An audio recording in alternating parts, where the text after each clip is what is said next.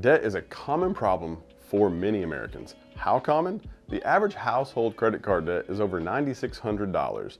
That leads to $986 billion with a B in credit card debt for Americans as of February 23rd, 2023. When you're struggling and stressed out about making your payments, it can feel like you're all alone in this battle. However, you're not alone. We help people all day, every day with the same problems. If you owe money, their creditors will first start contacting you directly. And if they don't have any luck with getting the money out of you, then they'll take it to the legal process, which ends up in wage garnishment. Wage garnishment is a powerful tool for creditors because they get 25% of your paycheck each and every paycheck until they're paid in full. So what is wage garnishment? First, they got to file a lawsuit. So if you ever see anything about a lawsuit, please answer, because if you leave it alone, you may be getting garnished down the road. Then they got to get a judgment against you.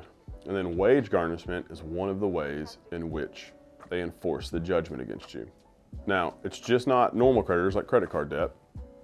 It can be the IRS, unemployment. Anybody you owe money to can go through this process and garnish. Here are some ways to find out who is garnishing your wages. Look for other or miscellaneous deductions if your pay is lower than usual, and if you think a garnishment's occurring.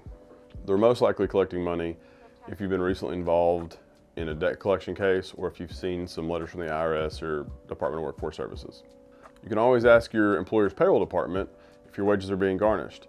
If they're withdrawing money from your pay, they must provide a copy of the papers, and your employer can give you a copy of the documents that they received. Now keep in mind, if your employer receives that court order for garnishment, they have to take the money out, and they can't stop taking the money out until they get a piece of paper that says they need to stop. So just remember that, it's not up to them.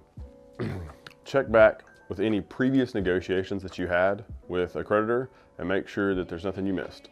As soon as possible, pull a credit report to see if there's anything on there that can help you figure out what's going on. And you can always contact the IRS to see if you owe and they're garnishing your wages. If you have any questions about wage garnishment in Arkansas, please feel free to leave a comment below. We'll get that answered, and subscribe to our channel for more content.